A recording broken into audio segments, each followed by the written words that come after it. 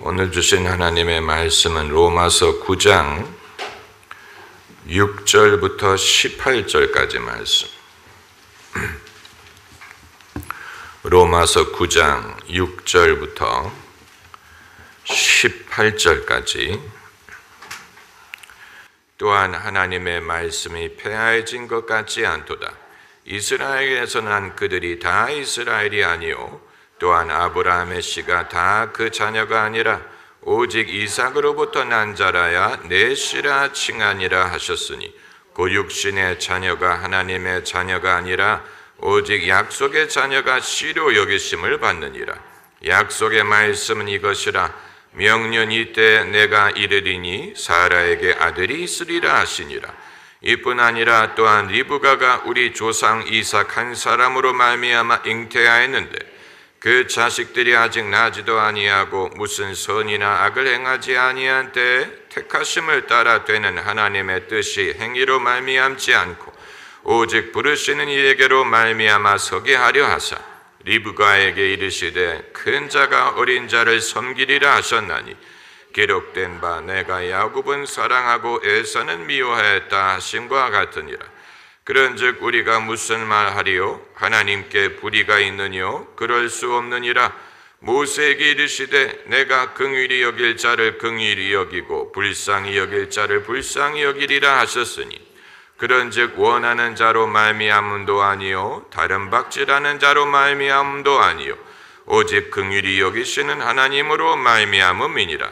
성경이 바로에게 이르시되 내가 이 일을 위하여 너를 세웠으니 곧 너로 말미암아 내 능력을 보이고 내 이름이 온 땅에 전파되게 하려 함이로라 하셨으니 그런즉 하나님께서 하고자 하시는 자를 긍휼히 여기시고 하고자 하시는 자를 강팍해 하시느니라. 아멘.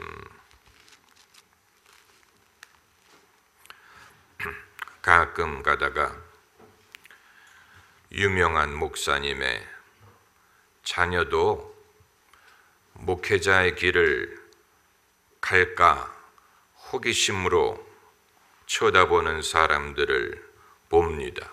그것은 흥미로운 질문이고 저도 그런 질문을 가질 때가 있습니다. 지금처럼 직업의 자유 또 그 선택의 자유가 있지 않고 아버지의 직업을 자식이 물려받는 그런 시대에는 아버지가 목수면 자식도 목수고 아버지가 레위인이면 자식도 레위인이고 목회자의 자녀가 목회자가 되어야 된다고 생각하는 사람들이 아마 많았을 것입니다. 그러나 이런 생각 자체에 모순이 있는 것은 신약 성경을 보면 깨달을 수 있습니다. 왜냐하면 신약 성경에 등장하는 대다수의 믿음의 인물들은 어떻게 살았습니까? 독신으로 살았습니다.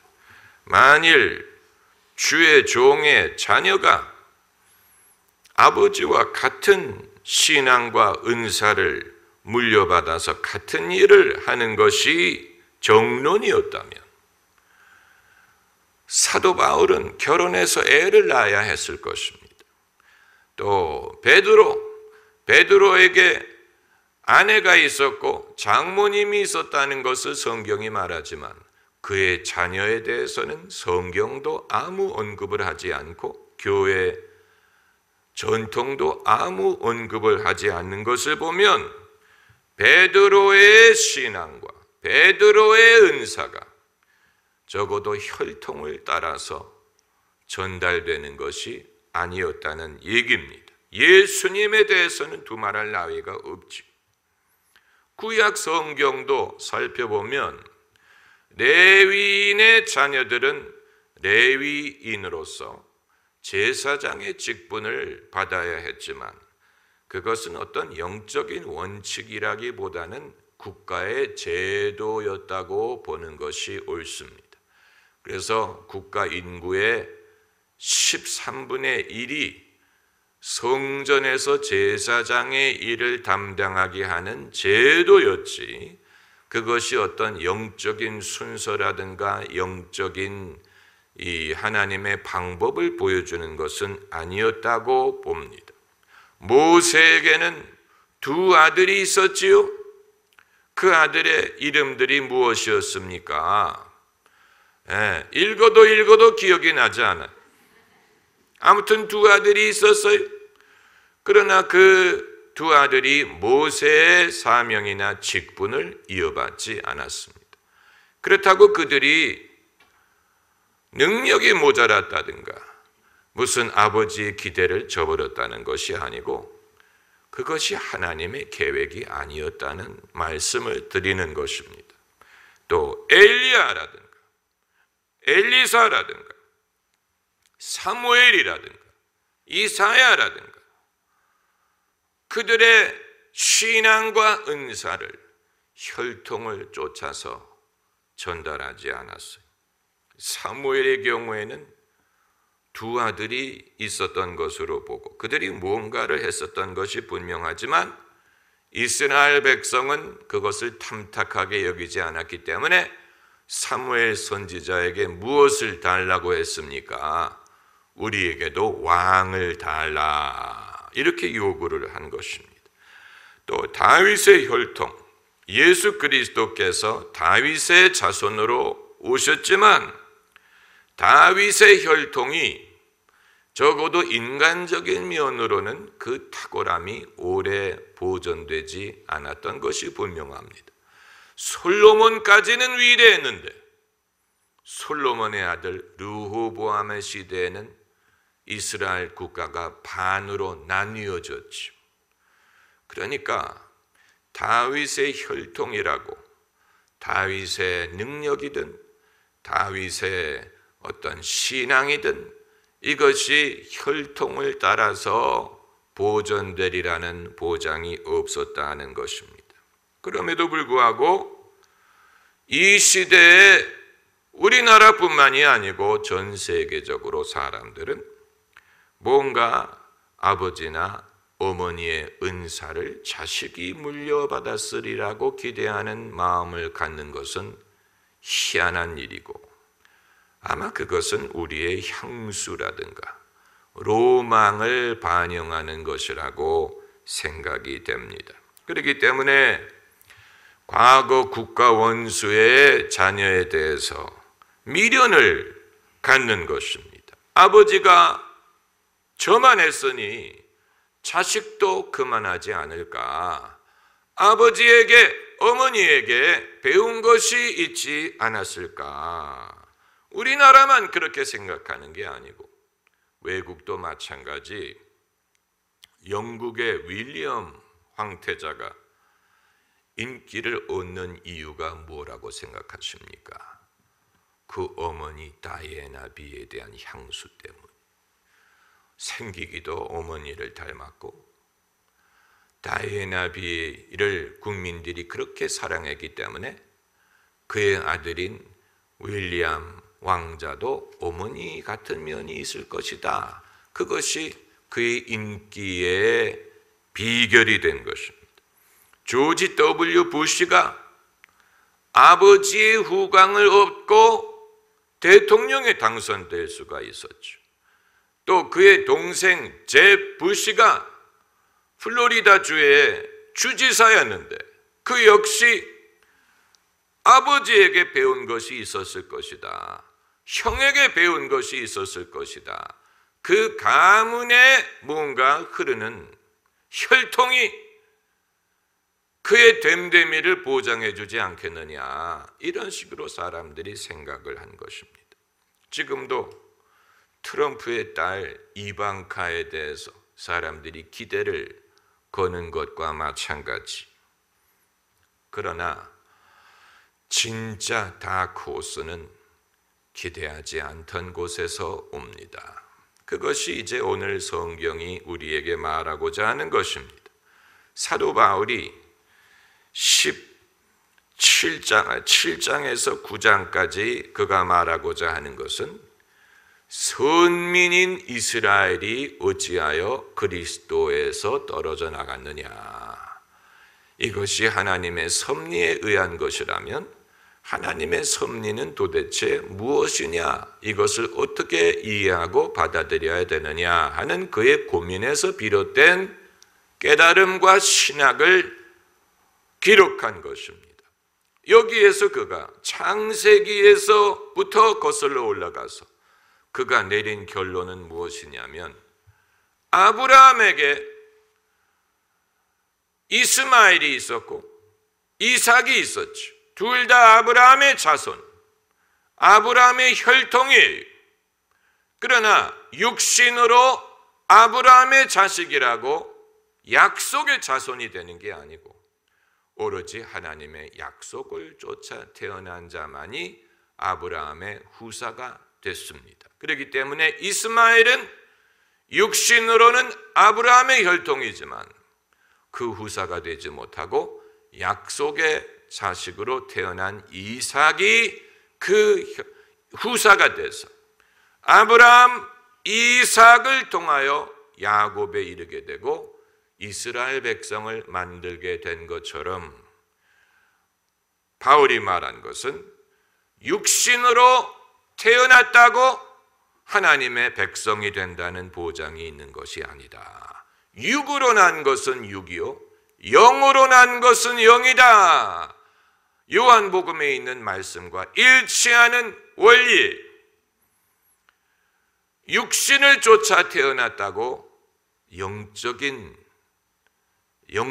것을 이어받는다는 보장이 있는 것이 아니고 오직 하나님이 택한 자만이 그렇게 된다. 그래서 이제 야곱의 세대까지 가서 바울이 설명을 하는 것입니다. 리브가가 이삭을 통해서 애를 낳았는데 쌍둥이를 낳았죠. 형의 이름이 무엇입니까? 에서, 동생이 야곱.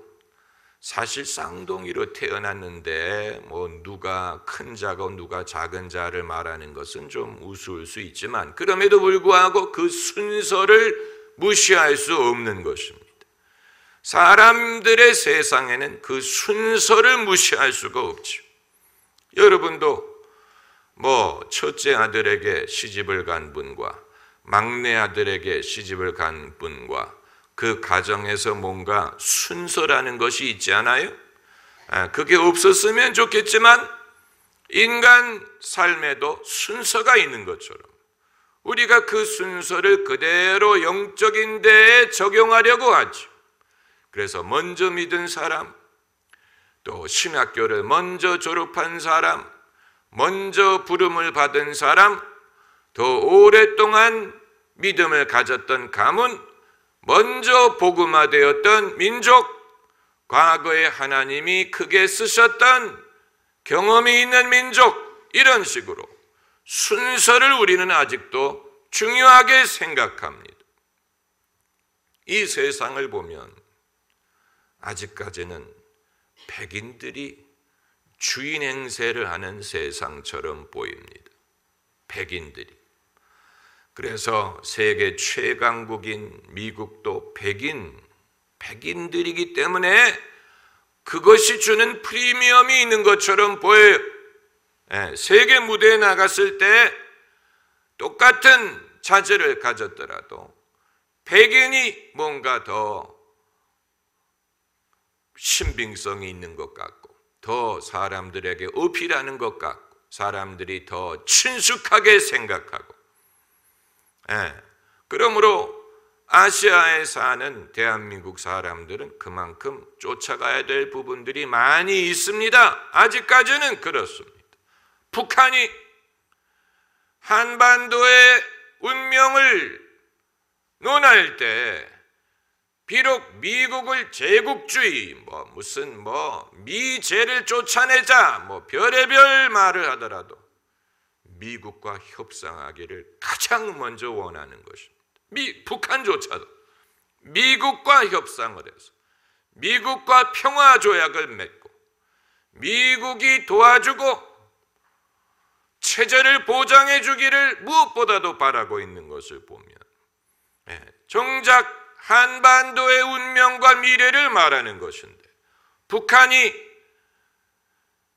약속을 한다면 대한민국과 먼저 해야 될 것 같은데, 대한민국과 먼저 대화를 해야 될 것 같은데, 그러나 그들의 입장에서는 그들의 체제를 보장해 줄 수 있는 것은 대한민국이 아니고 미국이라고 생각을 하고, 그리고 앞으로 누구의 도움을 받기를 원하느냐, 미국의 도움을 받기를 원하는 것 같고, 미국과 협상을 하고 그걸 바라는 것 같은 모습을 볼 때, 그러니까 이 백인들이 세상에서 갖고 있는 위치는 아직까지도 앞선 면이 있습니다. 세상의 순서와 질서에는 우리 마음대로 안 되는 것들이 분명히 있어요. 우리 마음대로 안 되는 것이 분명히 있습니다. 그럼에도 불구하고 사도 바울이 말하는 것은 적어도 영적으로는 그가 6절에서 또한 하나님의 말씀이 폐하여진 것 같지 않도다, 이제 성경을 해석하는 것입니다. 이스라엘에게서 난 그들이 다 이스라엘이 아니요, 또한 아브라함의 씨가 다 그 자녀가 아니라 오직 이삭으로부터 난 자라야 내 씨라 칭하리라 하였으니, 이 구절은 창세기 21장 12절을 인용한 것인데 7절의 첫 문장은 창세기에 없고 바울이 덧붙인 것입니다. 아브라함의 씨가 다 그 자녀가 아니다.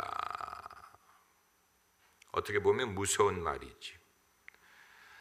그래서 7, 8절에 육신의 자녀가 하나님의 자녀가 아니라 오직 약속의 자녀가 씨로 여기심을 받느니라. 그러니까 여기에서 바울은 육신과 성령을 대비하는 게 아니고 육신과 무엇을 대비합니까? 약속. 약속을 따라서 하나님은 역사하시지 육신의 순서를 따르지 않는다는 말씀. 그러므로 우리는 무엇보다도 하나님의 약속을 얻기 위해서 애써야 되고, 우리가 기도하는 목적, 우리의 믿음의 대상은 막연한 소망이 아니고 하나님의 약속에 근거한 것이 되어야 합니다. 우리 모두에게 하나님에게서 받은 약속이 있어야 됩니다. 예언이 귀중한 이유는 거기에 하나님의 약속이 담겨져 있고, 축복을 우리가 귀중하게 여기는 이유는 축복에 하나님의 약속이 담겨져 있기 때문이고, 말씀 중심의 신앙이 귀중한 이유는 말씀이란 말은 하나님의 약속을 담고 있기 때문에 위대한 것입니다. 아브라함의 승리의 비결은 그가 하나님의 약속을 받고 그 약속을 믿었기 때문. 믿음은 약속이라는 것이 없다면 그건 허황된 믿음이 되는 것이죠. 허황된 믿음, 근거 없는 믿음, 자기가 부풀린 거품이 되어버리죠. 약속에 근거한 것이 아니면, 약속이 있고 그리고 그걸 믿어야 그 믿음이 능력이 있는 것이지, 약속이 없는데 그냥 믿습니다 라고 아무리 외친다고 해도 그것은 자기의 의지로 끝나는 것뿐이지 아무런 하나님이 들어주실 아무런 이유가 없습니다. 그렇기 때문에 바울이 본문에서 말하기를 다른 박질하는 자로 말미암지 않는다, 그 말은 사람의 열심만 가지고 되는 게 아니라는 얘기입니다. 그것이 바로 이 16절에 원하는 자로 말미암도 아니요, 그 말은 사람이 많이 강렬하게 원한다고 되는 게 아니다는 얘기고, 다른 박질하는 자로 말미암음도 아니요, 사람이 열심히 일한다고 되는 것도 아니고 오직 긍휼히 여기시는 하나님으로 말미암음이니라. 하나님이 그것을 허락하셔야 돼. 하나님이 긍휼을 베푸시든 하나님이 쓰시든 약속을 하시든 복을 주시든 하나님으로 말미암은 것이지 사람의 강력한 소원으로 되는 것도 아니고 사람의 열심히 달려감으로 되는 것도 아니에요. 그럼 우리는 놀라는 얘기입니까? 그게 아니죠. 하나님의 약속을 쫓아가려고 애를 써야 되는 것입니다. 아브라함이 하나님의 말씀을 쫓아간 것처럼, 말씀을 쫓았다라는 말은 그 말씀이 있는 곳을 따라서 위치를 변경했다라고 해석할 수도 있지만 하나님의 약속을 부여잡기 위하여 애썼다라는 아브라함의 인생 철학을 보여줄 수도 있는 것입니다. 그러므로 이 정도 신앙생활을 한 분이라면, 여러분처럼 이 정도 신앙생활을 한 분이라면 그것이 겨자씨처럼 작든 아니면 이미 싹을 내고 있든 아니면 열매 전조가 보이든 간에 여러분의 믿음을 지탱하는 약속이 있기를 바랍니다. 약속이 있기를 바랍니다. 만약에 여러분이 약속이 없다면 그동안에 무엇을 붙잡고 기도를 하셨습니까? 기도를 할 때 무엇을 여러분의 믿음의 근거로 삼으셨습니까? 우리에게 주신 하나님의 약속, 예언을 멸시치 말라고 말한 이유는 예언을 통해서 하나님이 약속을 주실 때가 많기 때문이고, 또 성경 말씀을 묵상하는 일이 위대한 이유는 묵상하는 중에 말씀을 통해서 주님이 우리에게 약속을 주시기 때문입니다. 약속을 배제하고는 믿음을 말할 수 없습니다. 약속이 없는 상황에서 믿음에 아무리 열심히 있더라도 그건 그 사람의 어떤 종교성을 보여주는 것이라든가 그 사람의 신실함을 보여주는 것일 수는 있지만, 그러나 아쉽게도 그것이 아무런 법적인 근거가 없는 것입니다. 마치 자기 땅이 아닌 땅에다가 텐트를 치고 거기 살면서 우리 땅이라고 주장하는 것과 비슷할 것입니다. 자기 땅이 아닌데 장막을 쳤다고 그 소유가 되는 것이 아닌 것처럼, 그럼 그게 내 소유라는 것을 증명하는 것이 무엇이냐? 땅 문서지요? 땅 문서. 성경에 헬라어에 땅 문서라는 뜻을 가진 단어가 있어요. 그게 바로 히브리서에 나옵니다. 히브리서 11장에 히브리서에 땅 문서라는 단어가 있었는지 몰랐네요. 땅 문서라고 하진 않았지만 11장 1절에 히브리서 11장 1절에 믿음은 바라는 것들의 실상이요.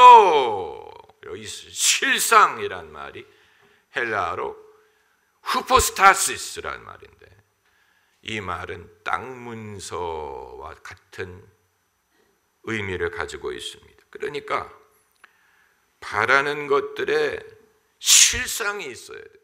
내가 바라는 것이 그냥 헛된 바라는 것이 아니고 내가 바라는 것이 근거한 법적인 근거.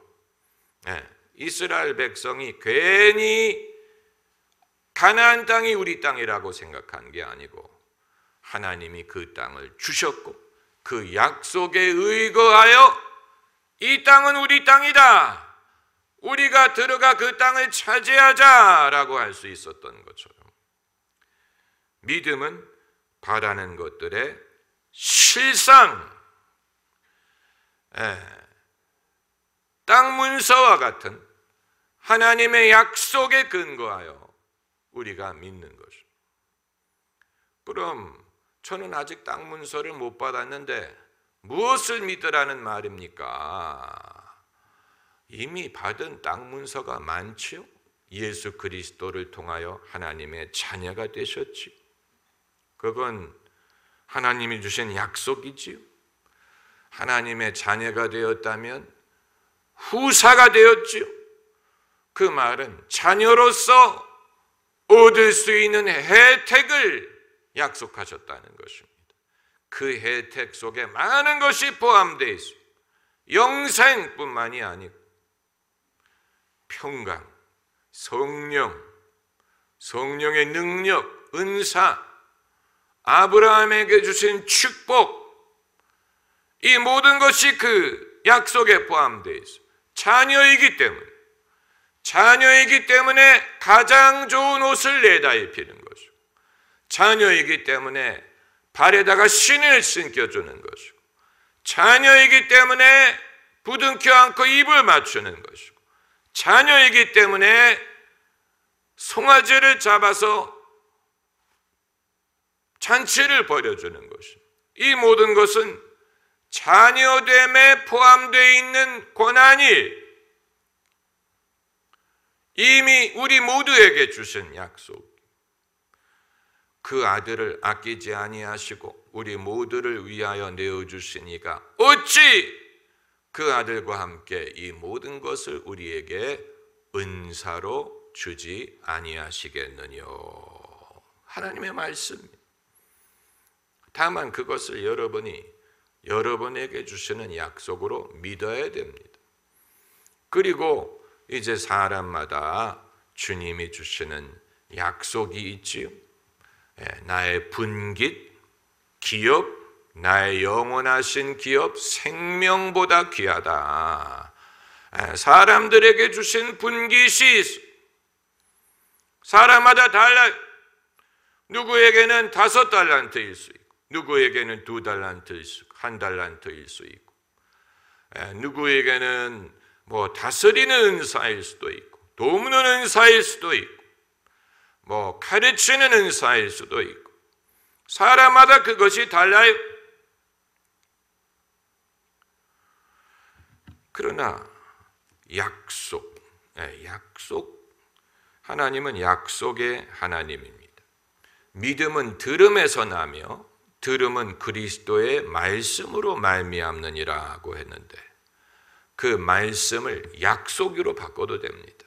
믿음은 들음에서 나며 들음은 하나님의 약속으로 말미암느니라. 다시 말하면 약속이 있으므로 믿음이 생기는 거예요. 약속을 받음으로 믿음이 생기는 거예요. 명년 이맘때 너에게 자식이 있으리라. 하나님이 약속하셨지요. 하나님이 약속하셨습니다. 오늘 본문 어디에 있습니까? 명년, 오늘 본문 9절에 있죠. 약속의 말씀은 이것이라. 따라해보세요. 약속의 말씀. 약속의 말씀은 이것이라. 명년이 때 내가 이르르니 사라에게 아들이 있으리라. 하나님이 아브라함에게 약속하신 것, 약속의 말씀, 그 말씀을 아브라함이 믿은 거예요. 거기에서 믿음이 생기는 것입니다. 이건 이제 구체적인 약속을 말하는 것이지만, 그렇기 때문에 12절을 보면 리브가에게 이르시되, 이제 여러 명이 등장하죠. 사라가 나 등장하고 리브가가 등장하고, 리브가에게 이르시되 큰 자가 어린 자를 섬기리라 하셨나니. 큰 자는 누구고 어린 자는 누굽니까? 큰 자는 에서, 어린 자는 야곱. 그러니까 순서, 육신의 순서와 영적인 순서가 다르다는 얘기. 바울이 이 말을 하는 이유는 이스라엘 민족이 지금까지 큰 자였는데 이제 작은 자가 되는 것을 목격했기 때문입니다. 반대로 작은 자였던 이방인들이 큰 자가 돼서 이제 복음의 바톤을 이어받고 예수 그리스도를 구주로 믿고 교회가 이방인 위주로 발전하는 것을 보면서 육신의 순서가 아닌 하나님의 영적인 순서대로 이루어지는 것을 본 것입니다. 오늘날도 마찬가지. 하나님의 은사나 은혜는 육신을 통해서 전달되는 것 같지 않아요. 그럼 신앙의 자녀들이 실망스럽다는 뜻입니까? 그걸 말하는 게 아니. 다윗의 후손이 실망스러웠다고 우리 믿는 사람의 후손이 실망스럽다는 말을 하려고 하는 게 아니고, 그들은 그들대로의 길이 있습니다. 그들대로, 다시 말하면 우리는 이 모든 일에 있어서 믿음과 상상력을 키워야 됩니다. 주님을 섬기는 일이 반드시 아버지가 하던 일을 되풀이함으로 말미암아야 되는 건 아니에요. 그렇지 않습니까? 야곱과 요한이 아버지가 하던 일을 되풀이했다면 어부가 되었을 것이지만 예수님을 쫓아감으로 사람 낚는 어부가 된 것처럼 우리가 주님을 섬기는 길은 넓고 다양하고 종류가 많고, 하나님은 그 사람에게 맞는 일을 맡기십니다. 다만 하나님이 어떻게 인도하실지는 하나님에게 달렸기 때문에 우리는 이 let go and let God, 이건 이제 let go라는 말은 내버려두라, 그 조바심을 내지 말라라는 뜻입니다. 마음을 비우라, let go, let God, 그 말은 하나님이 일하시게 하라. 조바심을 내지 말고 하나님이 일하시게 하라. 그리고 또 하나는 불기둥과 구름기둥은 쉬지 않고 움직입니다. 쉬지 않고 움직여 번개처럼 지나갑니다. 번개처럼 지나가는 게 청춘인 것뿐만이 아니고 하나님이 주시는 섬기는 기회도 번개처럼 지나가. 이 교회 안에서도 어떤 섬기는 직분이나 역량을 맡은 분들이 그 기간이 번개처럼 지나간다는 사실을 아십니까? 지속적으로 하는 게 아니고 하나님이 기회를 주실 때가 있어요. 근데 그것이 생각보다도 빨리 지나. 그럼 어떻게 해야 되느냐? 주실 때 그것을 즐겨야 됩니다. 주님이 기회를 주실 때 그것을 즐거워하면서 해야 돼. 만약에 지금 주님 섬기는 일을 즐기지 않는다면 나중에 그런 기회가 오리라는 보장이 없습니다. 그리고 번개처럼 지나가게 하지 않고 오랫동안 두고 주님을 섬기려면 어떻게 해야 되느냐? 우물을 깊이 파고 그릇을 넓혀야 됩니다. 사람됨이 중요한 이유가 여기에 있습니다. 여러분, 가수들 중에는 히트곡을 한 곡 내고 사라진 사람도 있고 수십 년 동안 지속적으로 사람들의 인기를 누리면서 사랑을 받는 가수도 있어요. 신기하지 않습니까? 히트곡 한 곡 내고 사라진 그룹도 있고 거의 50년 동안 인기를 누린 가수들도 있어요. 폴 맥카트니 같은 사람. 폴 맥카트니가 1960년 초에 데뷔를 했는데 그게 언제 일입니까? 58년 전 일이. 그런데 아직까지도 인기를 누려. 대단한 일이. 어쩌면 그렇게 할 수 있을까? 어쩌면 반세기 이상 그 인기를 누릴 수 있을까? 그건 그만큼 그 우물이 깊고 그릇이 크기 때문에 가능한 것입니다. 이제 이건 연예인 얘기지만 모든 것이 다 그렇습니다.